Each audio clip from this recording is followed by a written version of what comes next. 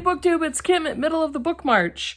I'm doing a tag today, and I was tagged by Shawn the Book Maniac.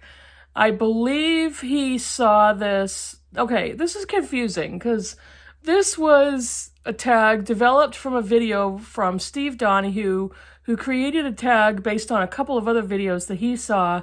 And I'm going to put all the links below because this was a rabbit trail.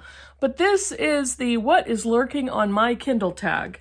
So Shawn tagged me, and the basic point is to kind of talk about some of the books that have been lingering on your Kindle, whether they've been there the longest, or they surprise you that they're there, or how did they get there, or why did I get that? So I'm going to show you or talk about some of the books on my Kindle. I have some written down, but I've got my Kindle right here, and I'm just kind of scroll through and talk about what hits me. This is a Paperwhite, and I think I've had this maybe my third or fourth. I also have a Kindle Fire, but the Kindle Fire is a distracting tablet. You can get everything on there, not just reading books. The Paperwhite is basically a reader. It's all black and white. It does have wireless, so I can buy all the Kindle books I want, but it doesn't get me onto games or email or Facebook or social media or anything. So this is what I'm going to talk about. I'm going to share some of the books on my Kindle. What I did was I went way to the beginning, and I'm going to start with some of the oldest books that I have. And to be honest with you, let's see. Many of my older books are theologically based because I either got them for school or for research or whatever it was. So I have a lot of pages of those. And altogether, I have approximately 400 Kindle books loaded up.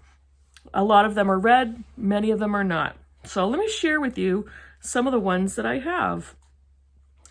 I have 3 versions of The Adventures of Sherlock Holmes. I don't know why.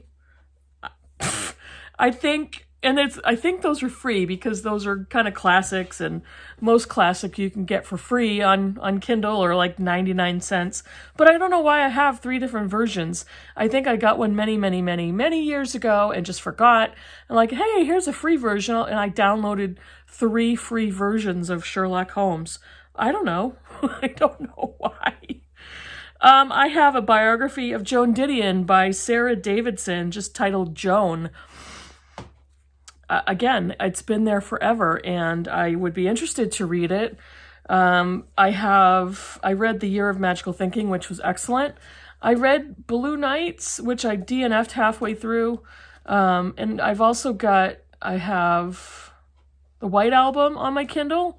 I also have Slouching to Bethlehem in physical book form. So I have several of her works, and I am interested in reading a biography of her.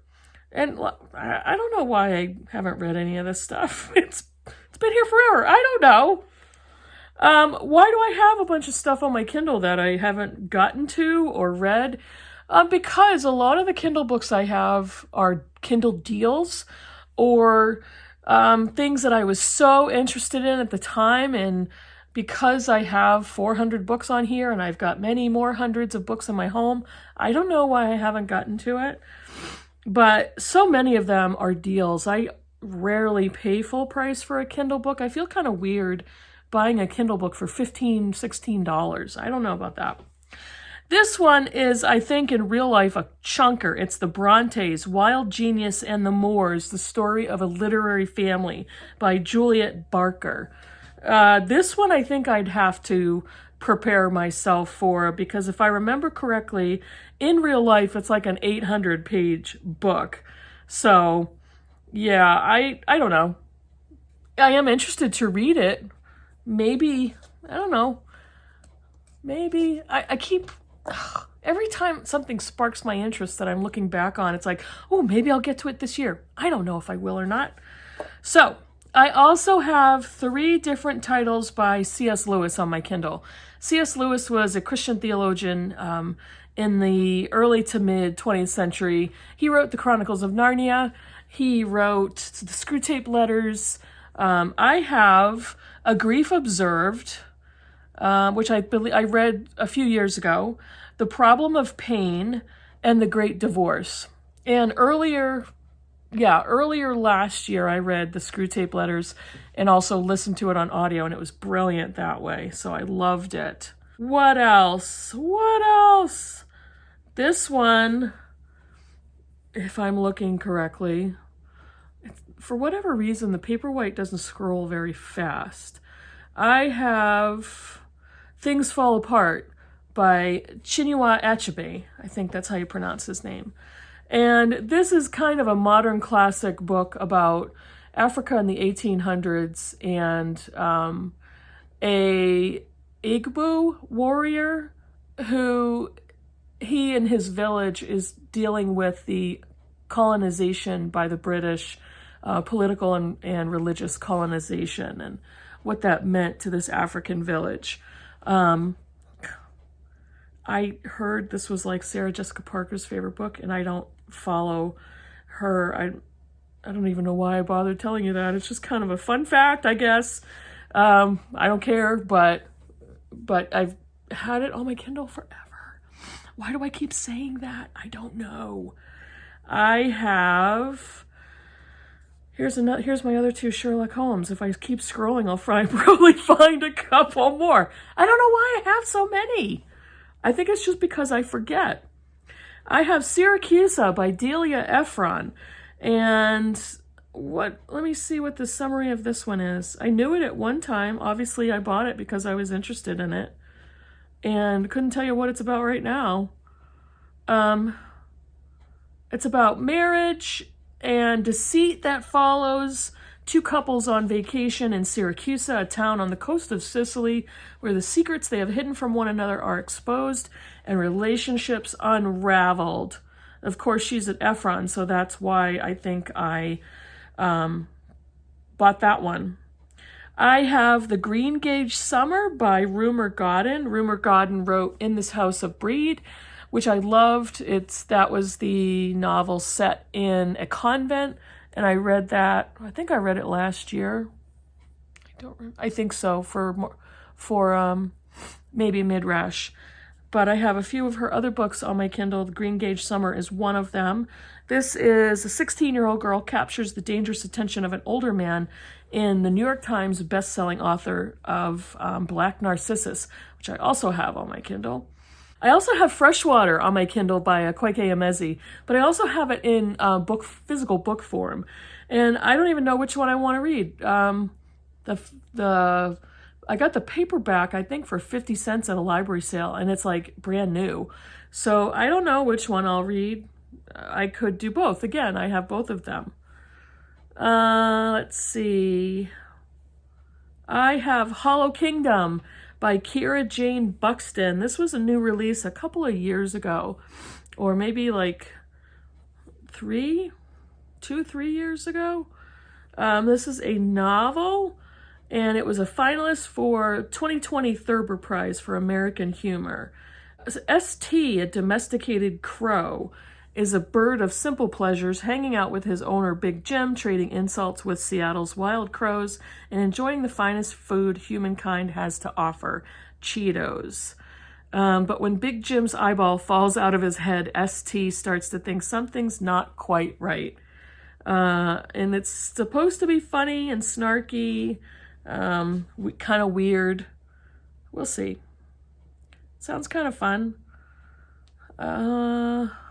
I have James Baldwin's Giovannis Room on my Kindle. I also have that in physical form. This is one of those books that I've heard is so excellent. Sometimes that intimidates me and I avoid them. It's so weird. It's crazy, I know. But I tend to avoid them, almost like I'm terrified I'm not going to like it. And it's just weird. It's one of my weird things. And I have read some of those books that I've had forever, and I have disliked them, and I get so sad and so disappointed when that happens. Oh gosh, what else do I have? I have the Kindle of A Woman of No Importance by Sonia Purnell. I started to listen to this on audio, and the audio is narrated by Juliet Stevenson. So that's one of the reasons why I was so excited to get it. And I had to put it on hold through Overdrive for my library. And I finally got the audio and I started it, and it's like, this isn't working for me on audio, even though it's Juliet Stevenson's voice. So I returned it early, and I've got the Kindle version. It's the untold story of the American spy who helped win World War II. She was a woman and an amputee before she went into the spy business. So yeah, that was interesting. I have Sister Outsider by Audre Lorde. Must get to that. I just finished Ain't I a Woman by Bell Hooks, and I really want to get to Works by Black feminists as much as I can. And, Bell Hooks' book was the first one that I picked up. What else? I am not a celebrity memoir person. I read a couple of celebrity books or listened to them on audio like in the last few months and really enjoyed them. But for whatever reason, I have Sally Field's memoir in pieces on my Kindle. And I also have a physical copy back here somewhere. It's back here. I can't see it. No, it's back there somewhere. I have a physical copy and I have a Kindle copy. I don't know. I like Sally Field. I don't remember why I have that memoir. I've read several romance novels in the last year or two, and I'm starting to realize I don't think they're my thing. I've read some good ones. I have Beverly Jenkins' Rebel on here, and I read Beverly Jenkins' Indigo, which I really enjoyed. It was a fun read. Fun. It's set during slavery or right after, and I enjoyed the read. Topic was kind of, painful to read about, but I like Beverly Jenkins' writing, so I have this one. I swipe through and I see all these George Eliot books. Yes. What else? I've got a ton of them that I have in physical form. Again, they're probably like library copies for 50 cents or Kindle deals or something. A lot of times what I also do is I will read a Kindle book, and if I love it, I'll go out and I'll find the physical copy, especially if I can get it on sale, because I want it in my collection.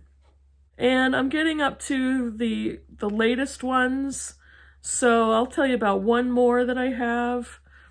Okay, it's not funny, but let's see. The things that I think are funny, nobody else is going to think they're funny. But I bought a sample of this book, and then I saw a review of it, and it's like I have to buy the physical copy. So I bought a used copy of this book. This is An Unnecessary Woman by Rabi Alameddine. And this is a novel set in the Middle East. It's about books and a bookstore. And that's all I know. And I've seen a couple of booktubers rave about this book. So I've had the sample on my Kindle. I do that a lot. I get a lot of samples so I can try things out. And this one sounded so good that I bought a physical used copy that should be at my house next week, I think. So that's it. That's all I'm going to talk about. The video's long enough, but I've got a ton of Kindle stuff. So I would love to know what you've got on your Kindle. If you use a Kindle, if you e-read, my preferred method of reading is paper books, physical books.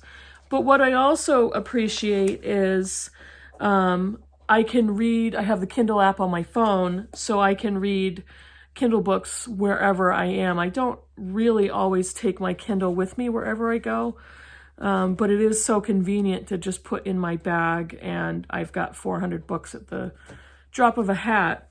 So do you use one? Do you read ebooks? Do you enjoy them? A lot of people I know do. What they're great for is if it's a really big classic like War and Peace. So let me know if you've read something good on an ebook or on your Kindle. Let me know if you've read any of these that you think I should get to soonest. And thanks for watching. See you in the next video. Bye.